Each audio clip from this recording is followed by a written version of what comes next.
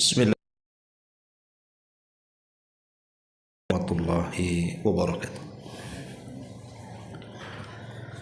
Alhamdulillah wassalatu wassalamu ala Rasulillah wa ala alihi wa sahbihi wa mawalahu wa la hawla wa la quwata illa billahi wa ba'du. Alhamdulillah, segala puja dan puji hanya milik Allah subhanahu wa ta'ala. Salawat dan juga salam kita hadiahkan kepada Rasul kita Nabi besar Muhammad sallallahu alaihi wa ala alihi wasallam. Kita lanjutkan kajian kita, masih membahas kitab Al-Jami', dan kita masih membahas bab zuhud dan wara' pada hadis keempat. Kita baca hadisnya baru kita jelaskan. Wa an Ibni Umar radhiyallahu anhu maqala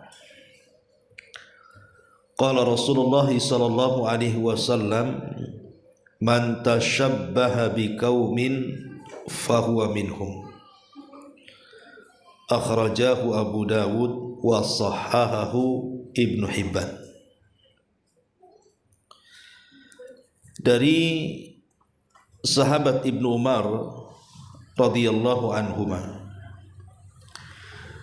Nabi sallallahu alaihi wasallam bersabda, barang siapa menyerupai sebuah kaum, maka dia termasuk dari kaum tersebut. Barang siapa yang menyerupai sebuah kaum, maka dia termasuk kaum tersebut. Hadis ini dikeluarkan Abi Dawud dan dinyatakan sahih oleh Al-Imam Ibnu Hibban. Ma'asyiral muslimat yang dimuliakan Allah subhanahu wa ta'ala, hadis ini menjelaskan kepada kita tentang ancaman berat bagi orang-orang yang mereka menyerupai dengan orang kafir.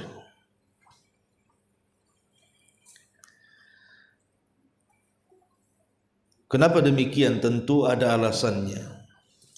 Kenapa Nabi SAW sangat keras? Tidak boleh bagi seorang muslim atau muslimah itu menyerupai orang kafir. Pertama alasannya, sebutkan oleh para ulama, karena menyerupai orang kafir itu akan melemahkan Islam. Menyerupai orang kafir itu akan melemahkan Islam. Ini yang pertama. Yang kedua, selain daripada melemahkan Islam, menyerupai orang kafir itu menyelisihi perintah Allah subhanahu wa ta'ala. Karena Allah subhanahu wa ta'ala mengatakan, ya ayyuhalladzina amanu la tattakhidul ladzina ittakhadhu dinakum huzwan wa la'iba minal ladzina utul kitaba min qablikum wal kuffara awliya wattaqullaha in kuntum mu'minin. Wahai orang-orang yang beriman, janganlah kalian mengambil orang-orang yang mengambil agama mereka olok-olokan dan main-main dari kalangan orang-orang yang diberikan kitab sebelum kalian, dan juga orang-orang kufar, orang-orang kafir tidak boleh dijadikan aulia, tempat berloyalitas. Dan bertakwalah kepada Allah jika kalian orang-orang yang beriman. Jadi ayat ini, tepatnya surah Al-Maidah ayat 57 ini, menjelaskan kepada kita agar kita menyelisihi mereka, menyelisihi orang-orang kafir. Ketika kita tasyabuh dengan mereka, berarti kita telah menyelisihi perintah Allah Subhanahu wa taala. Ini yang kedua. Kemudian yang ketiga, Al-Quran dengan tegas melarang tidak boleh menanamkan kecintaan kepada orang kafir. Bahkan Al-Quran juga memerintahkan kita untuk menanamkan kebencian kepada mereka. Allah Subhanahu wa taala berfirman dalam surah Al-Maidah ayat 55 sampai 56, Innama waliyukumullahu wa rasuluhu walladzina amanu. Sesungguhnya wali kalian adalah Allah, Rasulnya, dan orang-orang yang beriman. Maknanya, ketika kita disuruh untuk meletakkan loyalitas kepada Allah, kepada Rasul, dan kepada orang-orang yang beriman, berarti mafhum kebalikannya, kita disuruh untuk membenci musuh Allah, musuh Rasul, dan musuh orang-orang yang beriman. Ini yang ketiga. Yang keempat, bahwa Islam sangat menjunjung derajat orang-orang yang beriman. Maka ketika kita tasyabuh dengan orang-orang kafir, berarti kita telah menjatuhkan kaum mukminin. Sementara kita harus mengunggulkan orang Islam di atas orang kafir. Kalau kita tasyabuh dengan orang kafir, secara otomatis berarti kita tidak sedang mengunggulkan orang-orang yang beriman di atas orang kafir. Dan ini sebuah kemunduran dalam Islam. Ini yang keempat. Kemudian yang kelima,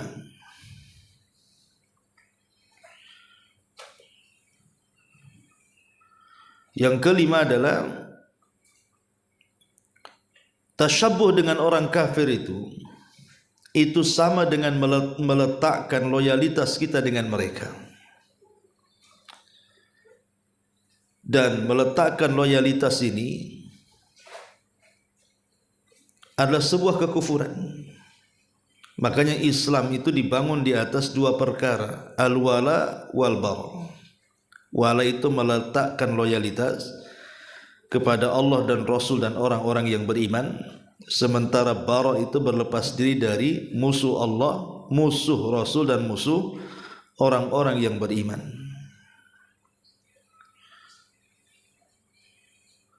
Bahkan terkadang tasyabuh dengan orang kafir itu bisa mengeluarkan orang dari Islam.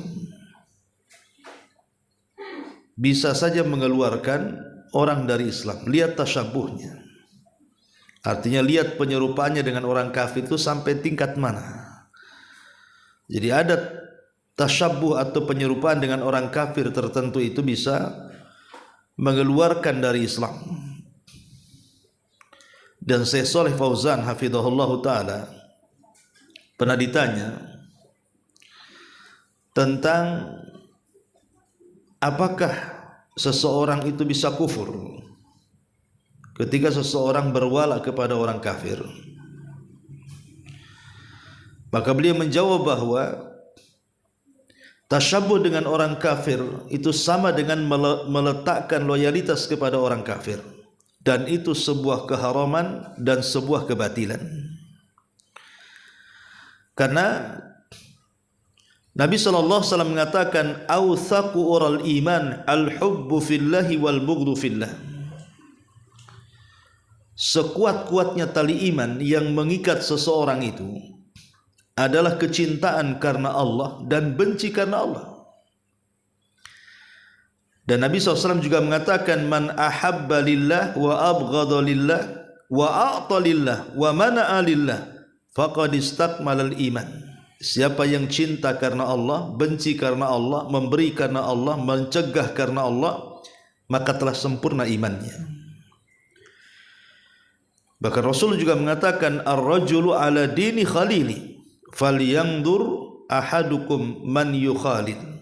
Seseorang itu digantungkan agama temannya, maka lihatlah siapa yang menjadi temannya.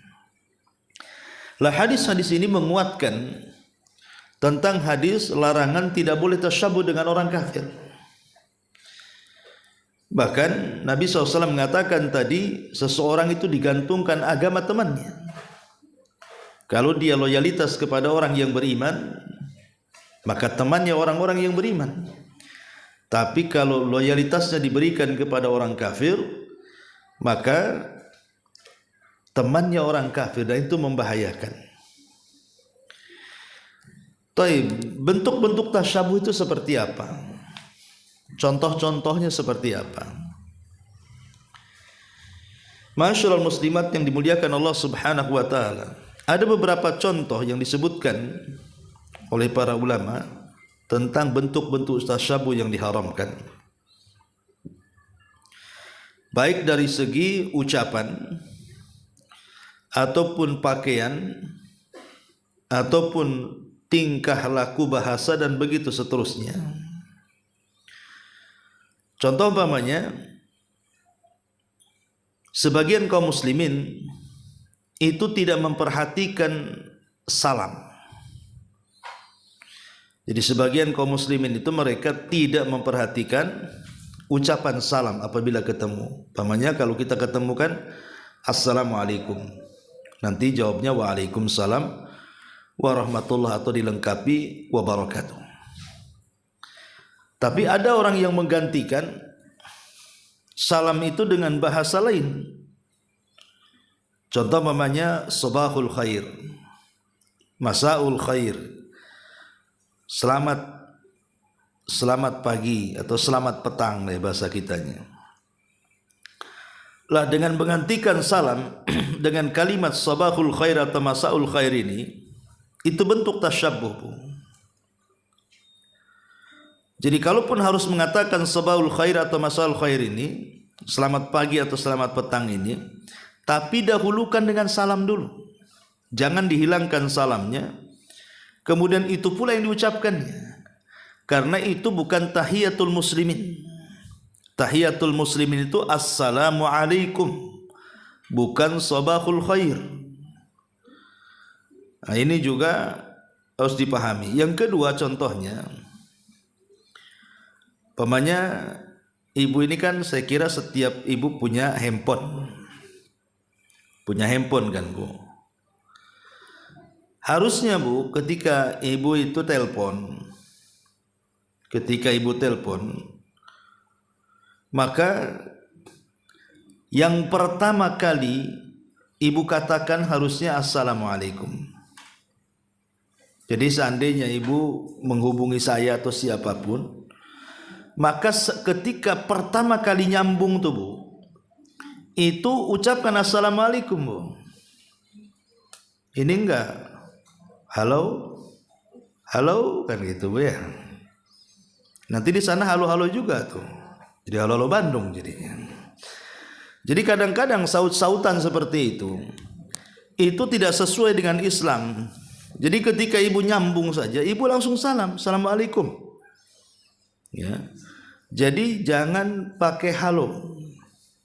Halo itu nggak tahu bahasa Inggris itu bahasa apa halo. Ya. Bahasa kitanya mungkin marhaba gitu ya. Itu bahasa Arabnya ya. Tapi sebaiknya ditinggalkan kalimat itu. Langsung saja assalamualaikum. Itu lebih tepat lagi karena itu syiarnya kaum muslimin. Kemudian juga diantara tasyabuh dengan orang kafir adalah sebagian kaum muslimin itu menganggap orang-orang yang memiliki kerabat padahal bukan mahram itu dibolehkan salaman atau pelukan atau ciuman. Ini tidak boleh Bu.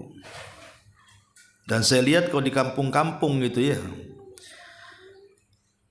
kadang-kadang kalau tidak paham tentang agama, walaupun itu bukan mahram, ya mungkin karena dianggap kerabat bahkan tetangga gitu ya, kalau tidak tahu hukum-hukum tidak boleh seseorang laki-laki bersalaman dengan wanita yang bukan mahram, itu mereka biasa saja tuh. Atau kawan SD-nya, kawan SMP-nya ketemu di jalan itu pulang kampung.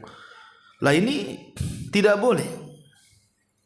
Karena bagaimanapun Nabi SAW mengatakan dalam sebuah hadis, kalau seandainya kata Rasul, kepala salah seorang di antara kalian ditusuk dengan besi yang sangat panas, itu lebih baik dibandingkan seseorang menyentuh yang bukan mahramnya. Ini juga salah satu bentuk tasyabuh kan itu. Yang melakukan seperti itu kan orang barat itu. Kadang-kadang salaman, ciuman, pelukan.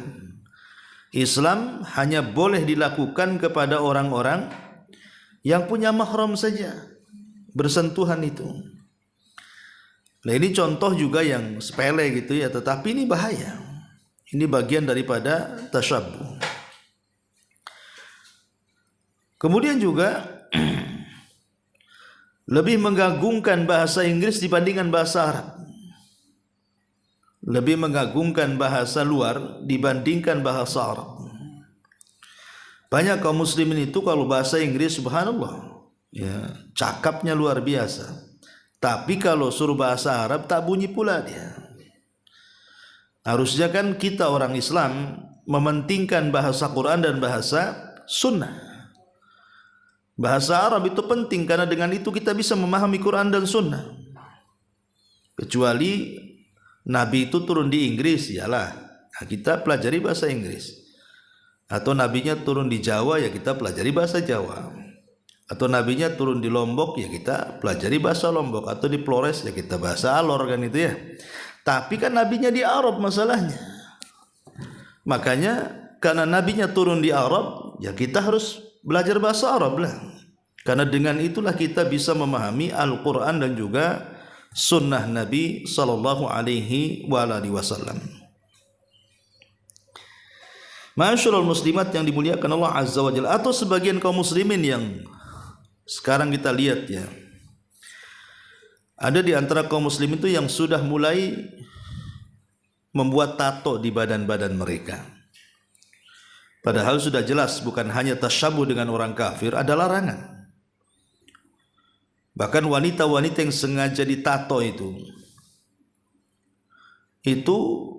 selain tidak akan masuk ke dalam sorga, mencium bau sorga pun tidak, kata Rasul. Kan ada tuh wanita-wanita yang bukan hanya ditato, termasuk wanita yang dicukur halis, bulu halisnya dihabiskan, kemudian diganti dengan spidol. Celakanya nggak permanen pula spidolnya tuh Bu. Jadi kalau hujan hilang pula tuh. Nah ini kadang-kadang terjadi kan, dan itu banyak itu, entah karena tren, entah apa kita tidak tahu. Tapi yang jelas bahwa ada orang-orang yang kemudian menyalahi kodrat mereka. Jadi selain tasyabuh juga memang masuk pada larangan itu. Tidak boleh itu. Cukur bulu halis, kemudian juga mentato badan. Dulu yang saya tahu itu yang suka tato orang Cina. Nah, sekarang orang Melayu banyak pula bertato. Orang Cinanya berhenti mentato, orang Melayunya pula banyak tatonya. Terbalik-balik sekarang. Ya, ini padahal tato itu tasyabuh dengan orang-orang kafir. Selain daripada keharaman, tasyabuh tidak boleh. Ataupun umpamanya sekarang tren kan, wanita-wanita yang menyemir rambut mereka. Menyemir rambut ini kalau memang dalam rangka kecantikan untuk, ya mungkin kalau sudah punya suami untuk suaminya, ya tidak ada masalah kan begitu. Tetapi kalau kemudian dibuat model seperti modelnya orang-orang fasik ataupun orang-orang kafir gitu ya. Jadi dia menyemir itu karena melihat tren modelnya orang kafir, kemudian ditiru dia, itu tasyabuh, tidak boleh. Haram hukumnya. Jadi itu juga mulai daripada tingkat bahasa, kemudian pakaian, bahkan sampai kepada beberapa keyakinan. Makanya kenapa banyaknya bid'ah di mana-mana, banyaknya kekufuran di mana-mana itu disebabkan karena tasyabbuh tuh. Coba kita perhatikan beberapa sikap para sahabatnya biar tahu bahayanya tasyabbuh ini. Pertama, sikap seorang sahabat Nabi sallallahu alaihi wasallam, Mughirah ibn Syu'bah radhiyallahu an. Jadi dahulu ada sahabat namanya Mughirah ibn Syu'bah radhiyallahu an. Jadi Mughirah ibn Syu'bah ini dia punya paman namanya Urwah ibn Mas'ud al-Thaqafi. Urwah ibn Mas'ud al-Thaqafi ini pamannya. Jadi Mughirah bin Syu'bah ini ponakannya. Pamannya masih kafir, sementara Mughirah ini sudah masuk Islam. Jadi satu hari ketika Nabi SAW singgah di Hudaybiyah, jadi Urwah ibn Syu'bah ini kan menggunakan baju besi dan juga menggunakan helm besi sehingga tidak bisa dikenali. Ketika Nabi SAW kemudian berunding dengan kabilahnya Mughirah bin Syu'bah ini, rupanya yang diutus oleh kabilahnya Mughirah bin Syu'bah ini adalah Urwah ibn Mas'ud al-Thaqafi, dan itu pamannya. Karena memang Mughirah menggunakan helm besi sehingga tidak dikenali. Jadi ketika berbicara dengan Nabi SAW, pamannya Mughirah ini Urwah ibn Mas'ud al-Thaqafi ini, biasa orang Arab kalau mereka berbahasa basi menunjukkan keakraban itu biasanya kan memegang janggut. Jadi mengelus janggut orang lah. Jadi kita berbicara saling hadap-hadapan, nanti biasanya untuk menunjukkan keakraban maka seseorang biasanya menyentuh janggut lawan bicaranya. Lah, Urwah ibn Mas'ud al-Thaqafi ini maksudnya hendak memegang janggut Nabi, mengelus janggut Nabi, menunjukkan keakraban. Tetapi Mughirah bin Syu'bah ini tiba-tiba marah, kemudian memukul tangan pamannya dengan gagang dengan gagang daripada gagang pedang dia, sehingga kesakitan. Kemudian hendak dipegang lagi, ditepis lagi sama gagang pedangnya, sampai akhirnya dia mengatakan, "Ya Muhammad, siapa orang ini? Sungguh keras sekali dia kepadaku." Tapi Nabi SAW hanya tersenyum dan mengatakan, "Kenapa kau tidak mengenali wahai Urwah? Dia adalah keponakan." Mughirah ibn Syu'bah mendengar hal itu, emosi Urwah bin Mas'ud kemudian saling melontarkan kalimat.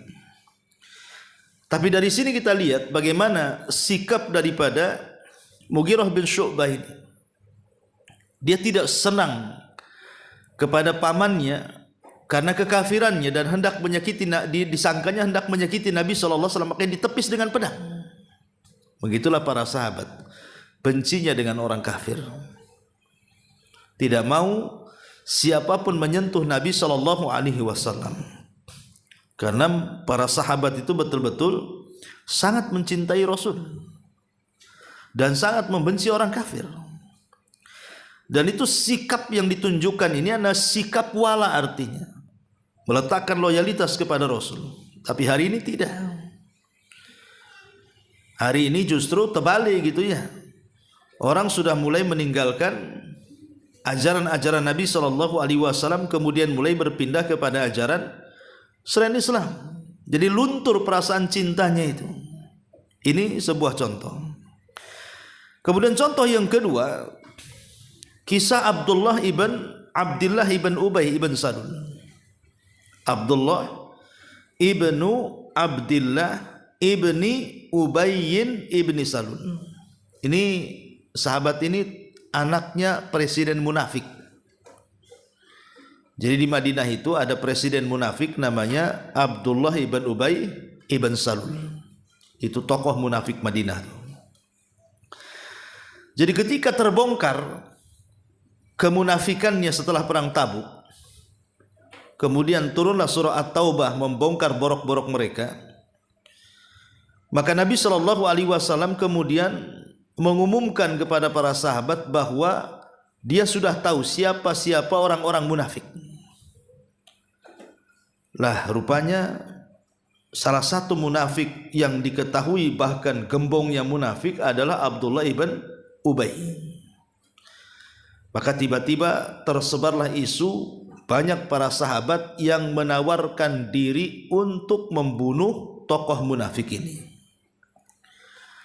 Rupanya sebelum sahabat-sahabat lain menangkap dan membunuh tokoh ini, anaknya namanya Abdullah ibn Abdillah ibn Ubay ibn Salul menghadap Rasul dan mengatakan, ya Rasulullah, jangan sampai tugas membunuh bapakku diserahkan kepada siapapun.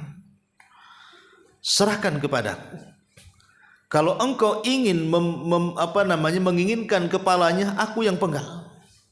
Jadi kata Abdullah ibn Abdillah ini mengatakan, ya Rasulullah, jangan sampai tugas membunuh orang itu diserahkan kepada orang lain. Kalau engkau ingin kepalanya, aku yang penggal sebagai anaknya. Sebab kalau seandainya tugas ini diberikan kepada orang lain, maka aku tertanam dendam dengan pembunuh ayahku, sementara kau tahu tidak ada orang yang paling berbuat baik di Madinah kepada bapaknya kecuali aku. Bisa saja tertanam dendam dan aku pun membunuhnya, termasuk penduduk neraka. Jadi Abdullah ibn Abdillah ibn Ubay ini meminta kepada Rasul, kalau memang tugas membunuh itu diserahkan kepada orang, jangan, biar aku saja yang membunuh. Lihat bagaimana loyalitas anak ini kepada Nabi SAW, siap membunuh ayahnya karena ayahnya sangat membenci Nabi. Begitulah dulu kan, walaupun istilahnya itu hubungan ayah dan anak tuh, mereka ingin menunjukkan bahwa kami ini sangat mencintai Nabi dan tidak suka dengan orang kafir. Itu kan luar biasa gitu ya.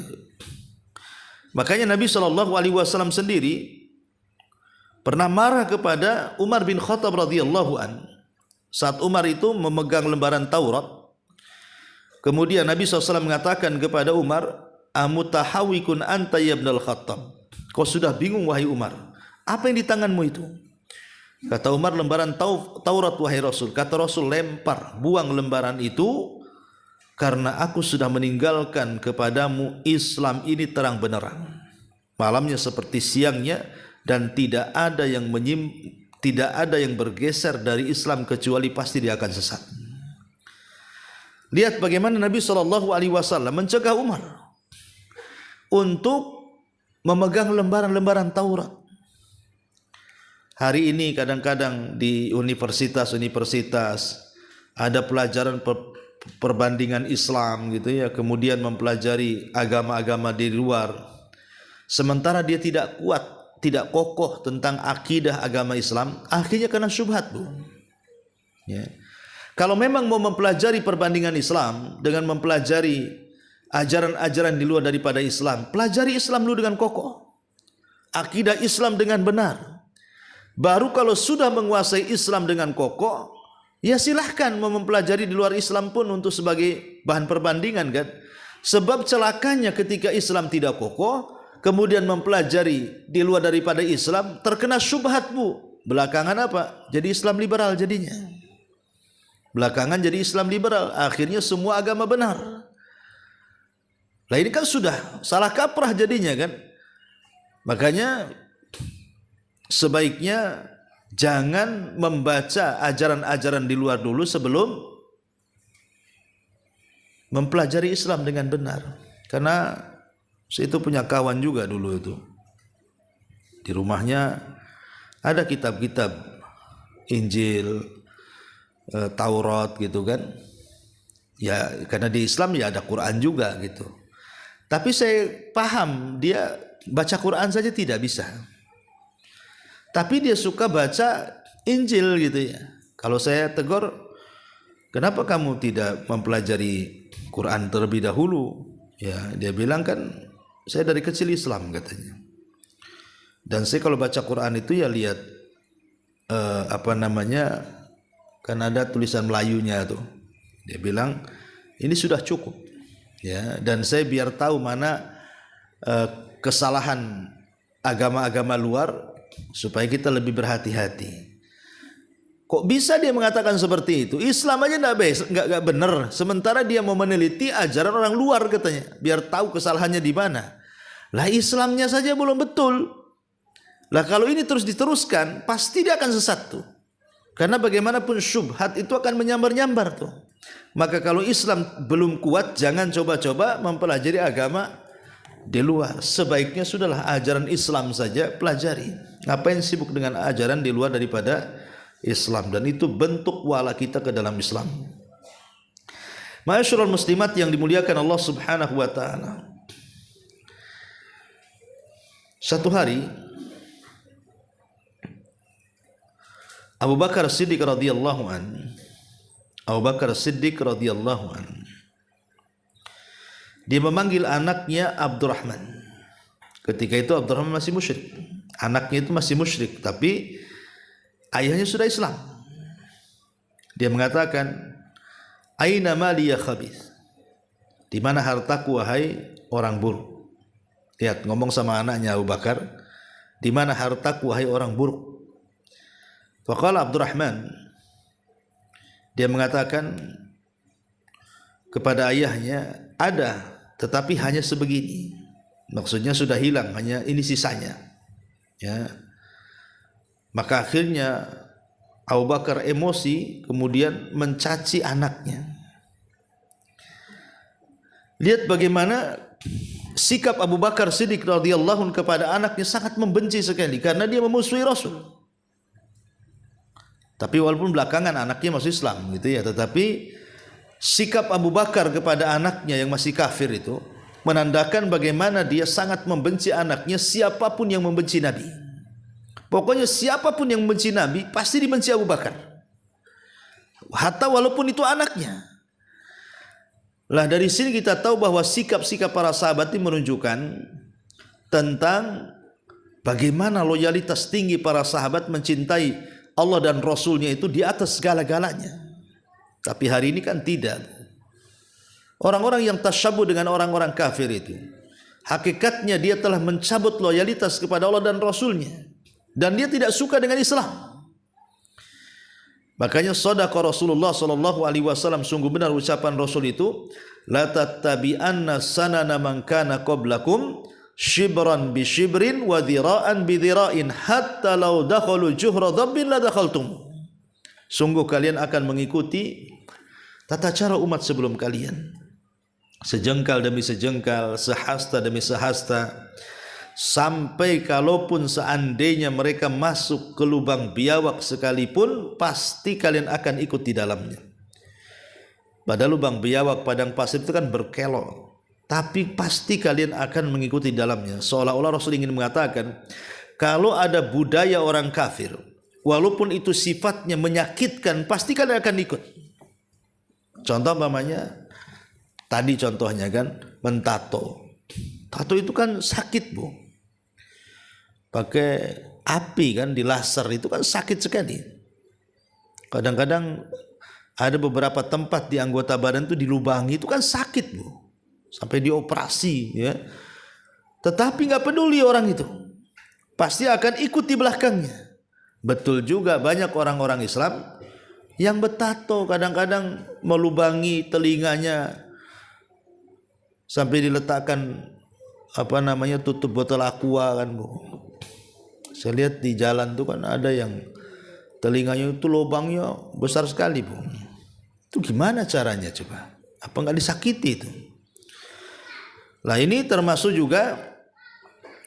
Lalu bentuk-bentuk tasyabuh yang lain, contoh umpamanya tarbiyatul kilab, memelihara anjing, Bu. Itu tasyabuh dengan orang kafir. Memelihara anjing itu tasyabuh dengan orang kafir. Apalagi satu hari memelihara anjing itu pahala ibu 1 qirot akan dikurang tuh. 1 qirot itu seperti gunung Uhud, yang belum tentu kita dalam sehari mendapatkan pahala sebesar itu. Tapi berkurang pahala sebesar itu sudah jelas. Jadi selain daripada memelihara anjing itu tasyabuh dengan orang kafir, setiap hari pahala kita akan dikurangkan. Maka jangan sampai seorang muslim atau muslimah itu memelihara anjing. Tapi kan lucu Ustaz, lebih lucu daripada kucing. Ya, ngapain juga? Walaupun itu bukan untuk lucu-lucuan, Bu. Anjing itu bukan untuk lucu-lucuan. Karena ini Islam sudah ada batasan. Anjing itu najis. Bahkan jilatannya saja termasuk najis mughalladhah. Najis yang sangat besar karena harus dicuci 7 kali plus dengan tanah. Jadi jangan main-main dengan anjing. Belum lagi malaikat gak masuk lagi ke rumahnya. Nah, ini juga termasuk tasyabuh, ya. Termasuk tasyabuh juga adalah lebih senang dengan musik. Seseorang lebih suka menyanyi, mendendangkan musik, lebih cenderung mendengarkan musik dibandingkan Quran ataupun dibandingkan ceramah, dibandingkan murotal. Ini tasyabuh dengan orang kafir. Walaupun seandainya musik itulah anggaplah tidak ada kalimat-kalimat yang berdosa, sama saja melalaikan. Ya, jadi orang-orang yang suka menyetel musik kencang-kencang, hobi dengan musik, hobi dengan lagu, kemudian dihabiskan waktunya hanya untuk itu, dia telah tasyabuh dengan orang kafir. Karena hanya orang kafir yang seperti ini. Yang suka lagu-lagu itu kan orang kafir, Bu. Orang Islam itu suka Quran, bukan suka musik. Ya, maka ini juga bagian daripada tasyabuh bil kufar juga. Ya. Termasuk juga orang-orang yang kemudian mencukur janggut, membiarkan kumis. Ini juga termasuk tasyabuh, ya, bagi laki-laki. Ataupun bagi laki-laki kadang-kadang menggunakan kolor sampai nampak auratnya di atas lutut. Nah, ini kan biasa juga kan bapak-bapak itu kadang-kadang pakai kolor ke sana kemari tapi auratnya tampak. Ya, ini tasyabuh dengan orang kafir, tidak boleh menampakkan aurat. Ya. Termasuk juga taklidul kufar bilibasihim, mengikuti orang-orang kafir dari segi pakaian. Jadi ada orang-orang yang mengikuti model tertentu dari barat, kemudian membeli dengan harga mahal hanya untuk berbangga-bangga. Ini tasyabuh dengan orang kafir. Tasyabuh dengan orang kafir. Termasuk saya contohkan tadi, mementingkan belajar bahasa orang kafir dibandingkan bahasa orang Arab. Termasuk juga perayaan-perayaan tertentu dalam Islamnya. Umpamanya kita lihat ada ulang tahun anak gitu kan. Ulang tahun anak setiap tahunnya dirayakan, tiup lilin, kemudian dilagukan. Ini semua tasyabuh dengan orang kafir. Tasyabuh dengan orang kafir. Tidak perlu dirayakan setiap tahunnya anak itu, karena Islam tidak mengenal hal itu.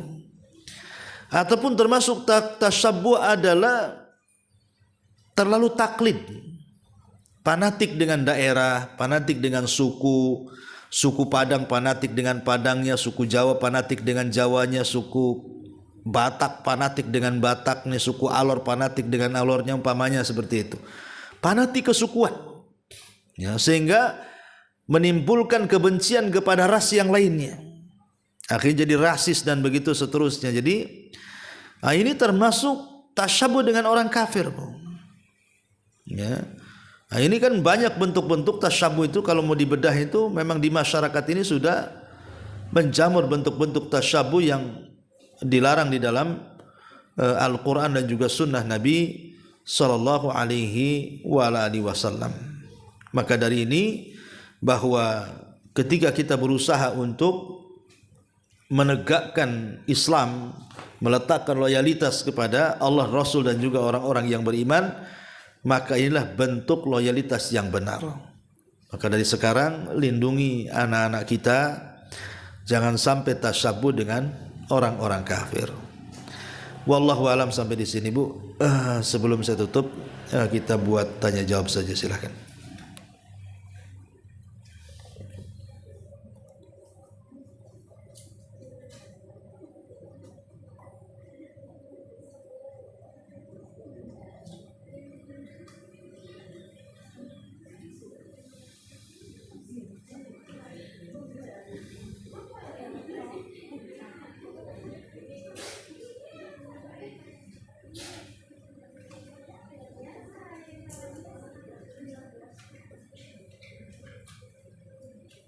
Nggak ada.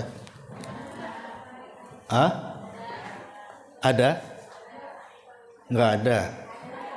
Oh, kalau nggak ada baguslah, saya mau pergi.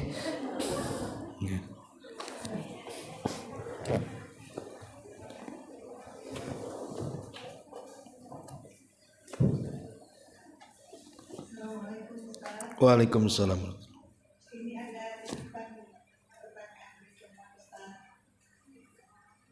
Ya.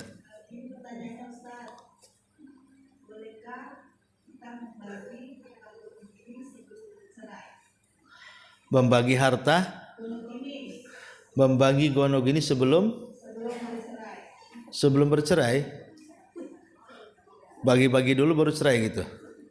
Karena sering ada pertengkaran besar. Iya. Ya, alhamdulillah. Kita tahu bahwa harta yang diistilahkan harta gonogin itu kan harta hasil bersama, Bu. Ya. Kalau sebelum menikah itu seseorang sudah punya rumah, sudah punya kendaraan, sudah punya tanah, sudah punya uang di ATM, itu tidak termasuk gonogini, Bu. Jadi gonogini itu memang harta yang dikelola bersama, bisnis bersama gitu kan. Pokoknya dikelola bersama lah, itu namanya gonogini. Kalau itu yang dimaksud ya tidak masalah, ya. Kalau itu maksud, tetapi kan membagi harta sebelum bercerai itu kan berarti sudah niatnya memang niat cerai itu. Sudah niatnya tidak bagus kan, Bu. Niatnya sudah niat tidak bagus, ingin bercerai. Tapi kalau memang sudah ada alasan yang memang jelas, ya memang dalam Islam dibolehkan seseorang bercerai atau meminta cerai, ya tidak ada masalah sih secara hukum. Islam membagi harta yang merupakan harta serikat. Tidak ada masalah kalau memang masing-masing antara suami istri itu di atas kerelaan. Itu maksudnya ya. Tapi kalau ingin bercerai dulu kemudian dibagi juga memang tidak ada masalah. Tidak ada hukum yang mengikat permasalahan ini kan. Cuman yang jangan pula harta bawaan sebelum menikah itu dimasukkan harta serikat. Jadi setahu saya harta gonogini itu ya harta serikat gitu ya. Kalau sebelum menikah sudah punya mobil, punya rumah, ya bukan harta serikat, itu harta masing-masing suami istri itu. Wallahu a'lam.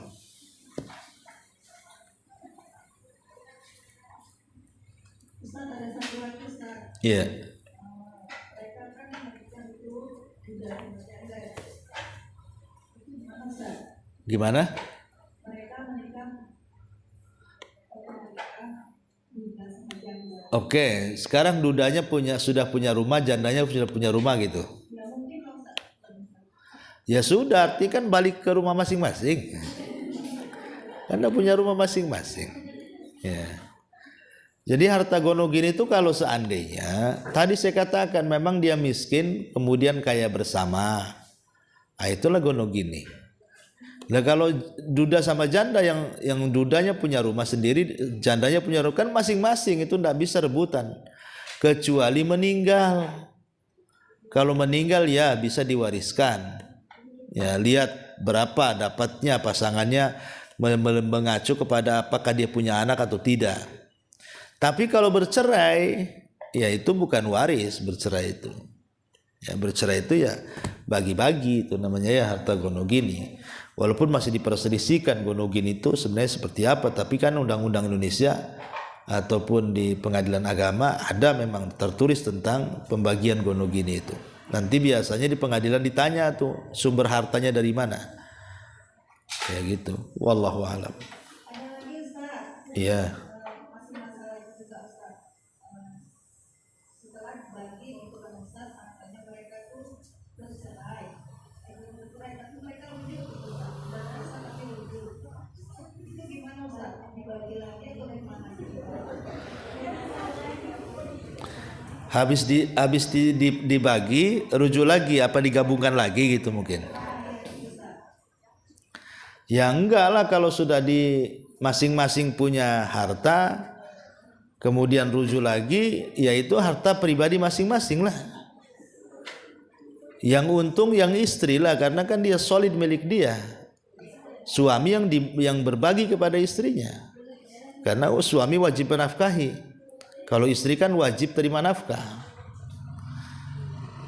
Ya kalau dia rujuk, alhamdulillah lah. Wallahu a'lam. Wa iya. Orangnya ada di sini ya? Enggak ada. Ayat titipan persoalan aja. Mau tanya ini Ustaz? Iya. Assalamualaikum warahmatullahi wabarakatuh. Waalaikumsalam. Menyambung yang tadi Ustaz, kan kalau harta sebelum pernikahan itu harta milik, tidak termasuk harta gunung ini. Bagaimana kalau misal sudah menikah, terus misalnya orang tua kita pengen memberi kita gitu Ustaz, itu jadi hak bersama atau bagaimana? Diberi ke istri? Iya. Ya enggak lah, itu harta istri. Kalau istri bekerja dapat gaji, itu gaji solid milik istri. Suami enggak berhak mengambil. Tapi kalau suami bekerja dapat uang, istri ada bagiannya, karena dia punya hak nafkah. Kecuali istrinya nusuz, ya mungkinlah tidak dapat hak nafkah. Jadi apapun upaya istri itu, maka dia milik dia, tidak ada terlibat dengan suami. Ya, jadi kalau ibu bekerja dapat uang, ya itu milik ibu, bukan milik suami. Suami itu kecuali pinjam, nah boleh. Atau kalau ibu mau bantu ekonomi suami, ya nggak apa-apa dengan uang ibu, tapi ibu dapat 2 pahala, besar lagi pahalanya. Ya pertama berbakti kepada suami, yang kedua sedekah kepada suami. Kalau mau bantu suami, ya kalau enggak ya nggak apa-apa. Seperti Khadijah itu kan membantu suaminya, membantu Nabi dengan hartanya.